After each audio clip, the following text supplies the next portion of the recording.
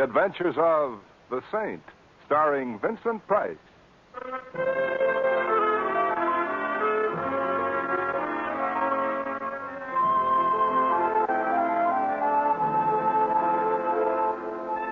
The Saint, based on characters created by Leslie Charteris and known to millions from books, magazines, and motion pictures, the Robin Hood of modern crime now comes to radio, starring Hollywood's brilliant and talented actor, Vincent Price, as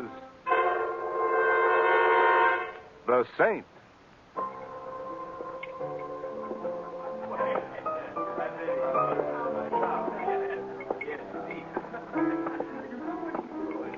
Proof that the language of music is a truly universal one, Mr. Templar, isn't the people gathered here.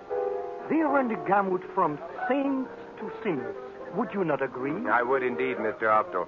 Won't you join me? Oh, I accept with pleasure. Fine. Then you know me, Mr. Templar. Well, if you promise to keep the deep, dark secret, I'll confess that I have bought tickets to Carnegie Hall from time to time. Piano concerts mostly, and those performed by Laureate Opto primarily. That is a pleasing compliment, Mr. Templar. Well, it's understandable how I'd recognize a famous concert pianist like Laureate Opto. Thank you. But the reverse is rather puzzling. Then if you will keep the deep, dark secret, I shall confess. You were pointed out to me by a newspaper reporter seated at my table. Which explains half the compliment. But why did you come to my table?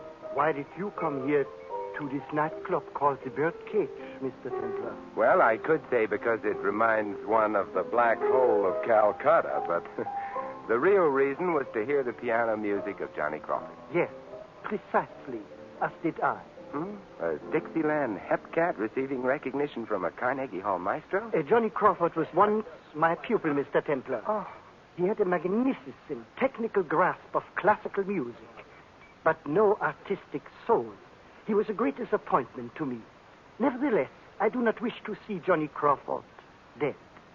That is why I have come to you. Well, now, that's a rather macabre touch to an otherwise light-hearted evening. Murder is always macabre, Mr. Templar. So it's to be death by violence. It is, and I shall tell you a great deal more about it at my home tomorrow morning, Mr. Templar. 637 Reseda Drive.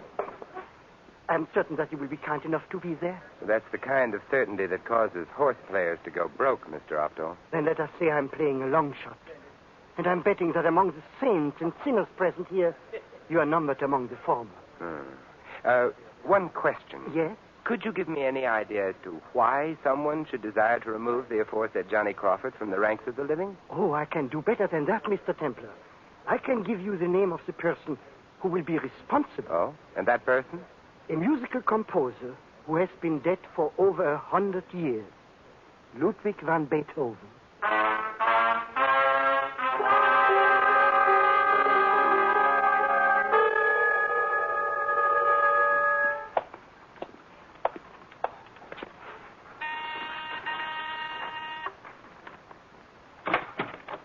Yes?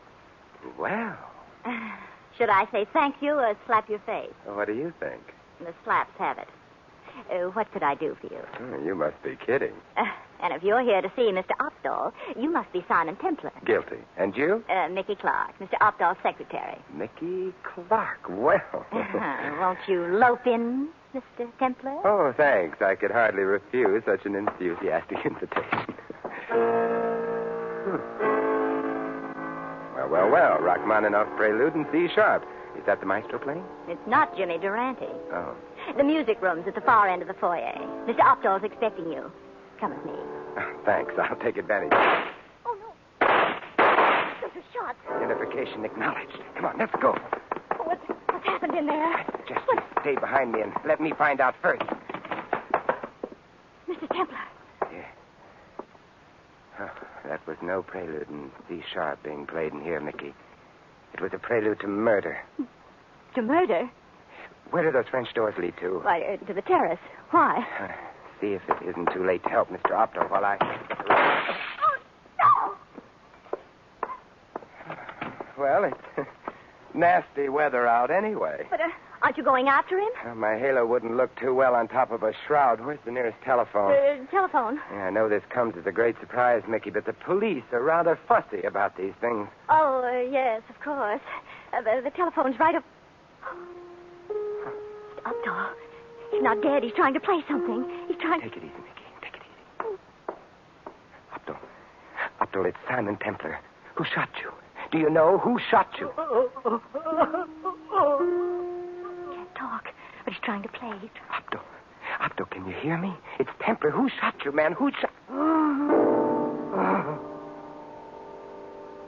Mr. Templar. Is it... He is, Mickey. This time it's for sure. Oh. What was he trying to say as he died? Tell us the name of the murderer. One thing I've learned in this drab, weary life, my dear, is never to second-guess a dead man. Hey, what's this caught under the music rack? It looks like a couple of torn bits of paper. You thereby win your A for a cumin, Mickey. Oh, I recognize that top one, Mr. Templar. It's personal note paper used by Mr. Updahl. Who is, Paul? Paul? Paul DeGage. He's Mr. Updahl's concert manager.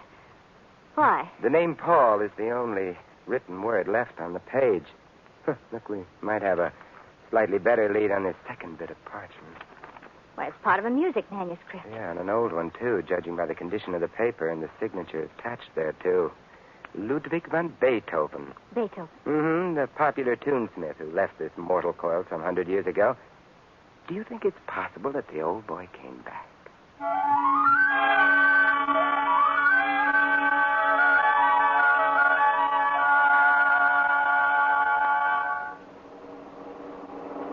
You sure you want to come along with me on this little jaunt, Mickey?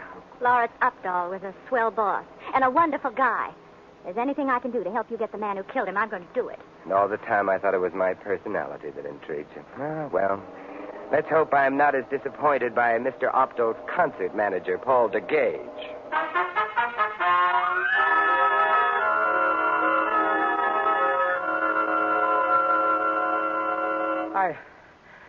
I still can't believe it, Mr. Templar. Lawrence Updahl dead. Murdered. Why would anyone want to murder Lawrence Updahl? That was going to be my question, Mr. DeGage. You don't suppose it was because he was going to tell me who wanted to murder Johnny Crawford, do you? Johnny Crawford? No. Who is he? No, you obviously don't suppose. Any other suggestions? I'm sorry, Mr. Templar, but I'm so stunned by this news. Lawrence was going to play for me this very evening, and I wasn't now... aware that Mr. Updahl had a concert date for this evening, Mr. DeGage. Well, it wasn't a concert engagement, Miss Clark.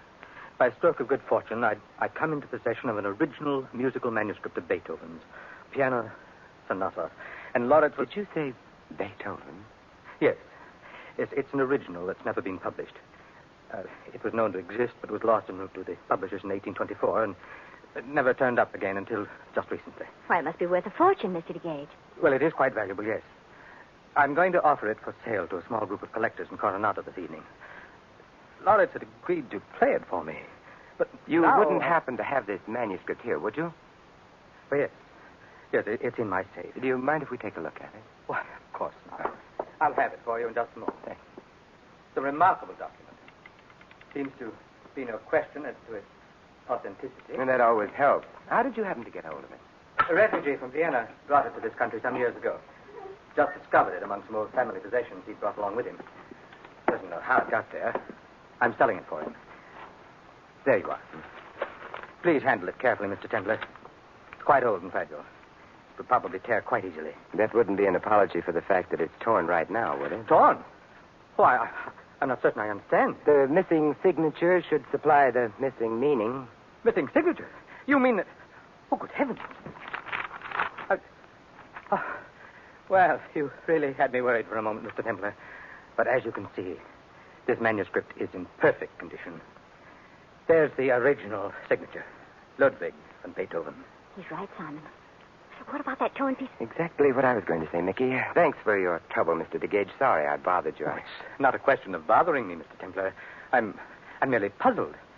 I don't understand what a Beethoven manuscript might have to do with the murder of Lawrence Updahl. And that's the reason I'm sorry I bothered you, Mr. DeGage. Now, neither have I.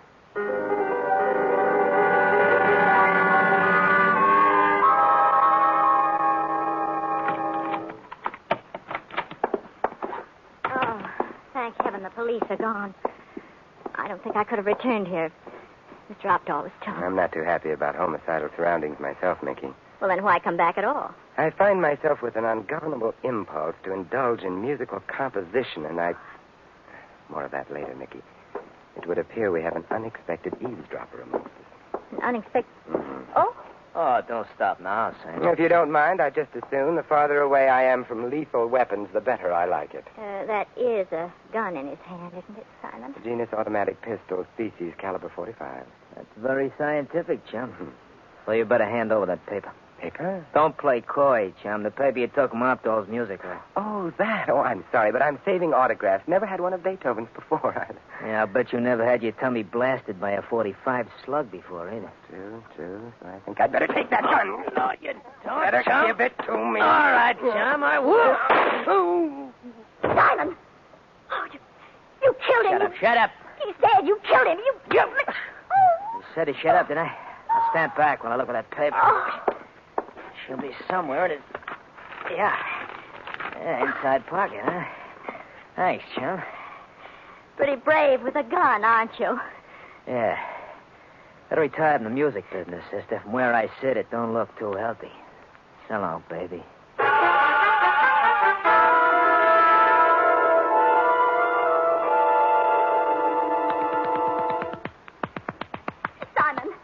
Simon, please answer me. Are you all right, Simon? Answer me, please. I must speak to my barber about this. Simon. And somehow the patting and massage I get after a shave doesn't give me anything like the sensation I'm getting now. Simon, you're all right. Well, I will be when the boys operating the trip hammers on my skull knock off at 5 o'clock. Why didn't you let me know? Why did you lie there playing possum like that? I doubt that a possum would appreciate the lovely picture you made as you bent over me, but as for me, well, I was in no hurry to wake up. What happened to Chum? He departed with your prize autograph after creasing your skull with a bullet and threatening me with the same. A lovable soul, isn't he? My only consolation is that his aim is far worse than even his intentions. Simon, for Pete's sake, come across. So far, I don't understand a thing. Which puts us both in the same boat. And speaking of boats, come along, Mickey. We've got an appointment with one. How nice. Any particular kind? Oh, yeah, very particular kind. A ferry boat that's going to take us across the bay to Coronado.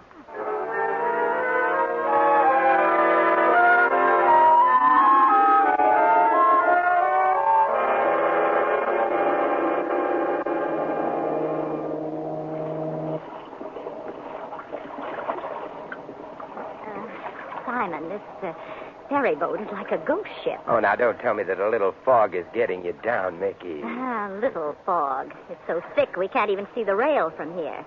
Why are you so insistent on getting over to Coronado tonight? Paul de Gage is selling a Beethoven manuscript to a bunch of collectors there, remember? One of my more famous hunches tells me that among those present should be a guy for whom capital punishment was invented. I hope it's better than the two hunches you had on that torn manuscript. It has to be.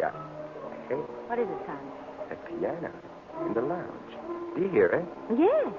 Rather good. It should be. The pianist is a former pupil of Lawrence Opdahl's, now holding forth at a dingy dive called the Birdcage. The birdcage. Simon, you mean Johnny Crawford? And if it isn't, he should sue for plagiarism. That's his personal theme song. Johnny Crawford aboard this ferry boat. Now, why would he be going to Coronado? That's a good question, Mickey. Suppose we ask Johnny for the answer, huh? The door to the lounge should be somewhere over here. Maybe it is, but it looks like you'll have to navigate by radar to find it. Somebody's coming out on deck now. All we have to do is find that door. Calm down. Everything's going to be okay. I hope you're right, Jensen. I've got the creeps for fair. Never mind, Nick. I know I'm right. Listen to those Just don't get excited. We got the signature, didn't we? Who's going to know the difference now? I know it, Jensen. Maybe someone else does, too. Oh, forget it, Johnny, will you? I'll meet you at the Birdcage when it's all over. The Birdcage. Johnny Crawford at the Birdcage. What are you kicking about? It's a living, isn't it? Oh, sure. Pretty soon we'll all be in a heavy sugar. Now, just you wait. You better be right They're gone, Simon. Hidden in the fog. Who were they? Didn't you recognize one of the voices? I... It was the friendly one who tried to part my hair with a 45. What was it all about? That's the second question I have to ask Crawford.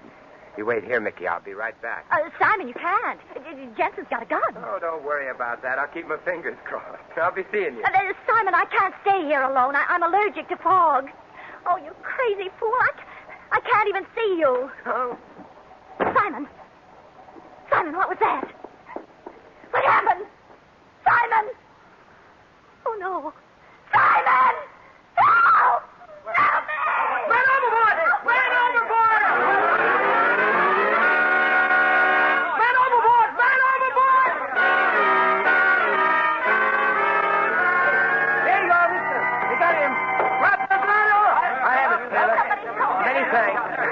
Hey, come on over here. Get over here. Simon, are you all right? Oh, frankly, no. I'm damp and my head aches. I've swallowed liberal quantities of seawater, which I found much too salty, and I have a terrific yen to play the piano. To play the... Oh, no, not again. Mickey, my dear, any psychiatrist will warn you of the dangers of inhibiting a creative urge. I think I'd better get into that lounge and get this one out of my system.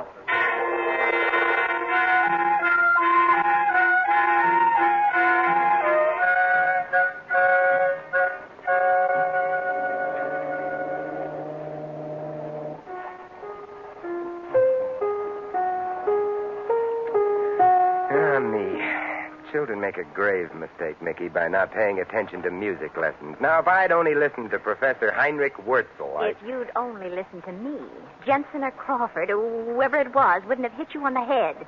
And you'd be rational now rather than non-compass mentis. Oh, you shouldn't speak so harshly of whoever it was, Mickey. When he tossed me into the briny, for some reason I thought of music, piano music. And I think I've got something. If I could only find the right combination. I think you should try to find that psychiatrist you mentioned earlier. More attention to your noodle and less to noodling might result in getting... Mickey, you've jumped to a big, fat, and incorrect conclusion. Listen to this. It's hardly what I'd call a musical tour de force. Mickey, you're not listening. I'll give you one more chance. There, sound familiar to you? Not in the least. But then I didn't take lessons from Professor Heinrich Wurzel, which might account for my... Wait a minute. That phrase. Isn't that what Lawrence Opdahl played just before he died? You see, you should have studied under Professor Wurzel. Oh. He would have given you 100 in musical identification. No, you're not trying to tell me that little musical phrase means something, Simon. Now, let's see now. We'll be in Coronado at 6. Yeah. That should give me about 2 hours to prove its meaning to you. Sounds like rather complicated procedure. Oh, the procedure itself will be simple, but first I have to clutter it up with a call to Lieutenant Flanagan and a little visit to the public library.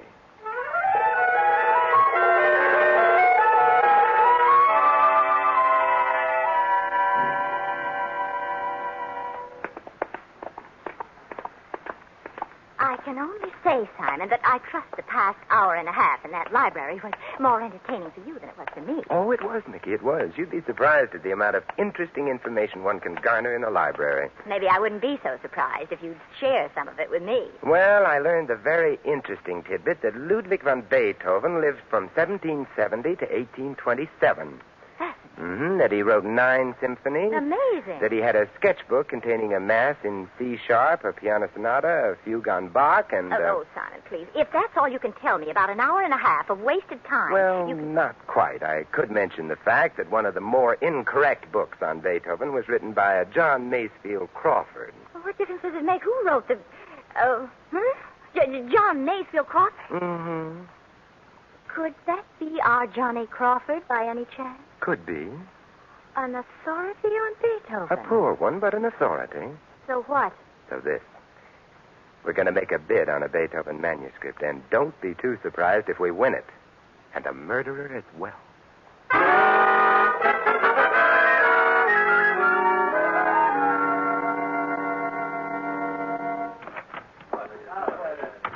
There's Paul DeGage up on the roster.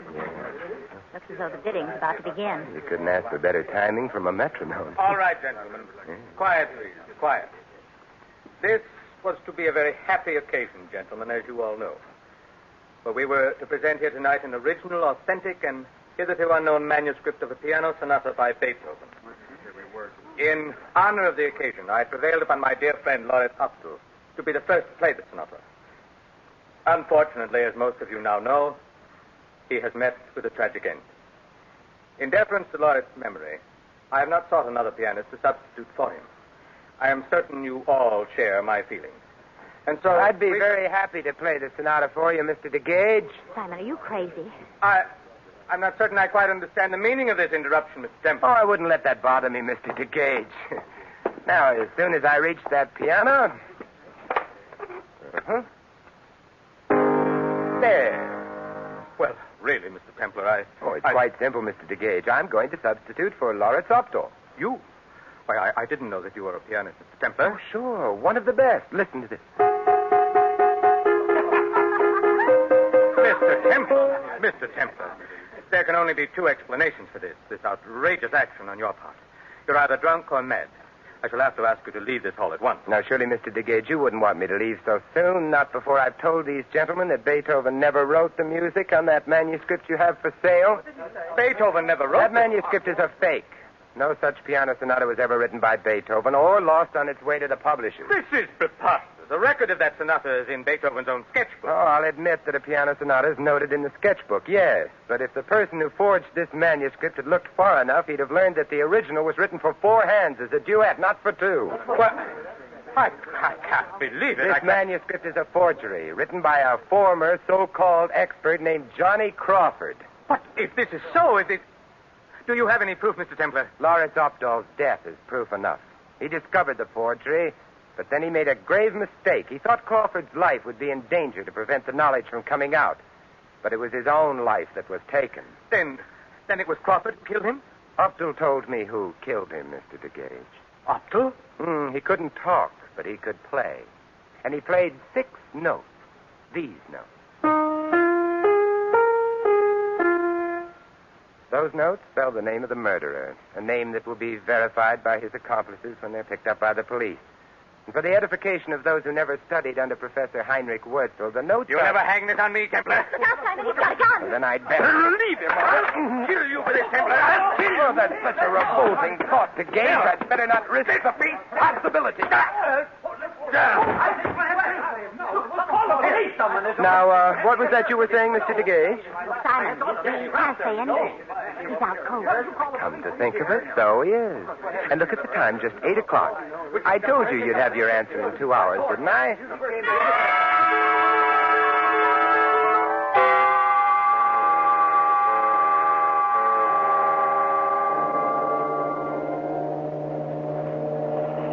Then the whole idea was DeGage's from the start, and Johnny Crawford and Jensen were working for him. Mickey, why don't you stop your intellect from taking over for your emotions? Simon.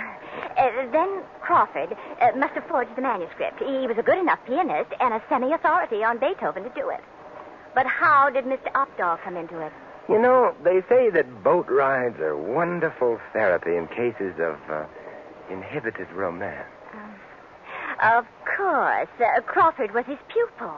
I'll bet he got cold feet and showed Mr. Courtauld a copy of the manuscript. And Mr. DeGage got wind of it, killed Mr. Courtauld, and made off with the copy. Only part of it was torn off of the music rack. Oh, this blessed fog. It makes everything so warm and cozy. But it must have been the idea of a second manuscript that tipped you off, huh? Particularly when Jensen was so anxious to get the torn signature. I wonder if you'd still feel like slapping my face. And, of course, I finally got what you meant about those 6 notes Mr. Courtauld played. They were DeGage, spelling DeGage. Yeah. Mickey, when are you going to stop being logical? Oh, Simon. Right now.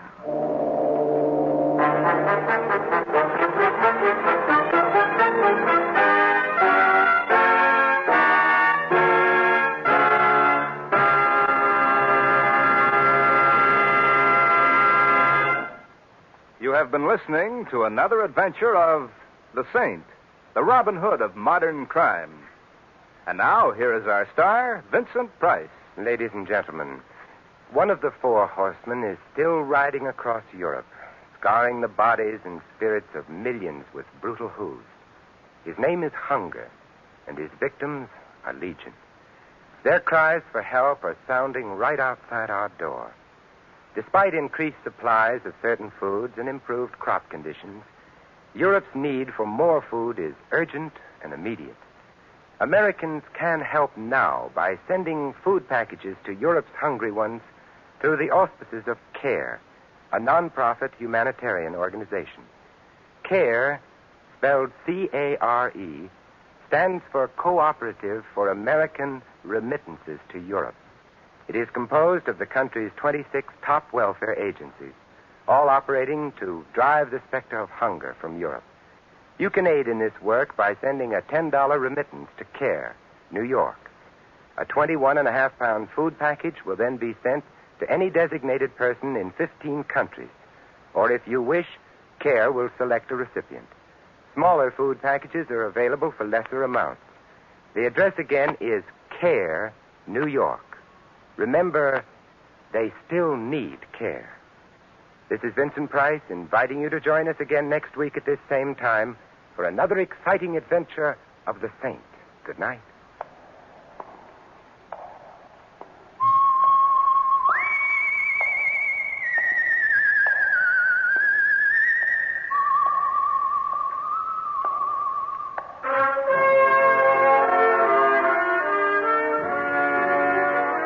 Tonight's script of The Saint was written by Sidney Marshall.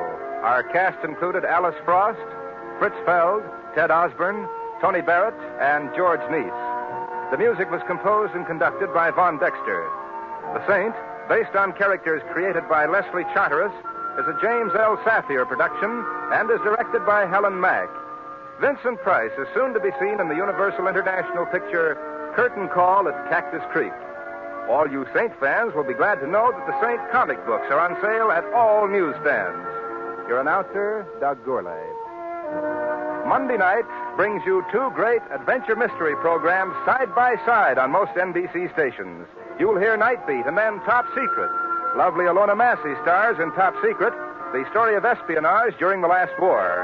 Be sure to tune here tomorrow night for Night Beat and Top Secret.